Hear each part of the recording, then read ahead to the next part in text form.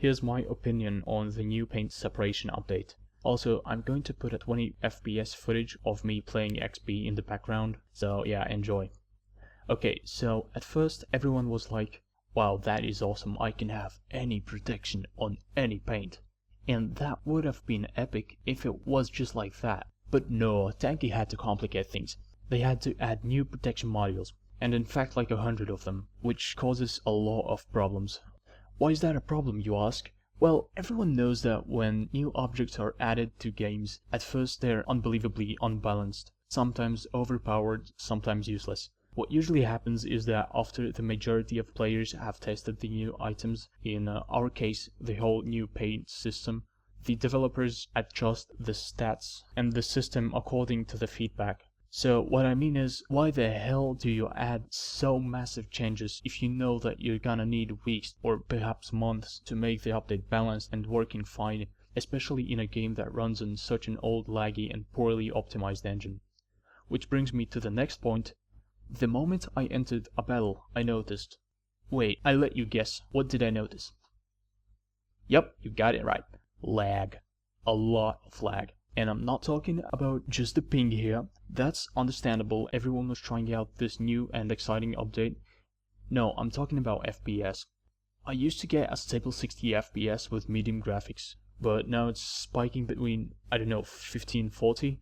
So I lowered the settings to minimum, and yes, 60 FPS. So I lowered my settings to minimum, and yes, I got 50 FPS. Kinda dropping down to 50 every once in a while, but yeah, 60 FPS, cheers. In a game which, by the looks of it, could be ran on a potato.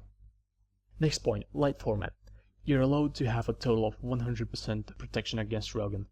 Every light format team knows that you must have 2 prodigies in your team, and the rest must be needle, which means that 2 of the players in each team will be protected against railgun for 3 shots, while the rest will be strongly protected against smoky.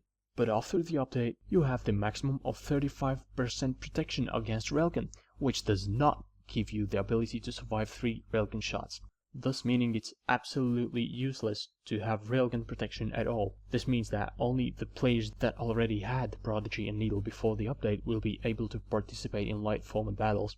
Also, let's take a look at how the team communication works now. I'm gonna have my imaginary friend here to help me out. Say hi. Hello. I would like to point out that he's a professional Tanki Online player. Duh.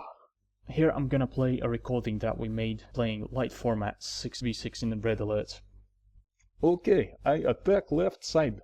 Okay, I'll stand defense. Okay, the guy coming left side is on 1 shot. Dude, he's not on 1 shot. I shot him. He didn't die. Oh my god, how? I shot him once. He got the flag. Move, move, move. Wait, let me lift my hand to somehow press the R key on the keyboard. Oh my god, he has Prodigy module. Nice, he capped the flag. Thanks for the fake info, douchebag. As you can see, unless you keep the R key held down at all times, you can't know anything in the battlefield. You can't inform your teammates. Frankly, you can't even know what you yourself are doing. But you can't keep the R key held down either, because it takes up a finger, thus limiting your movement, and that's not bad enough. It practically blocks your visibility. Enough with the light format, you got what I mean. Let's move to our next point, which is prices. The explanation Tanki gave us for the ridiculously massive prices on paints is, previously you would have to sacrifice protection if you want to look good. Okay, let's be honest, that is complete bullshit. Yeah, I'm not going to swear here, but that is obvious that it's not true. Most good looking paints were the most expensive and the most protective ones. Zeus for an example. You're saying I'm sacrificing protection if I'm playing Zeus. How? What? It has the highest protection against Firebird in the whole game. How am I sacrificing protection? Hey, by the way, how much did Forrester, the paint that gave us 10% railgun protection, cost before the update? 500 crystals, right? Guess how much does 10% railgun protection module cost now? 1000 crystals. That's twice as much. 1000 doesn't sound that bad, but for a player who just started playing Tanki, it could take like 3 or 4 days. Also, am I supposed to not be able to see enemies' stats in long range when pressing R key while playing Shaft? Oh no, never mind, that's probably another bug. here are a few suggestions for you, Tanki Online, okay? Remove all the new modules, and if you want to keep the legacy modules, make the legacy modules buyable together or separately from their corresponding paint. Also, make an option to the battle creation for pro battles to enable modules must match paint. That would be really useful for tournaments. Actually, I gotta tell you something. Half a year ago, a much more popular game called Counter-Strike Global Offensive launched an update that most players, as well as some professional players, disliked. In 2 days they reverted the update, and if Tanki Online doesn't change something quickly, by that I mean remove or absolutely change the update, they're gonna lose a lot of players, and thus they're gonna lose a lot of money.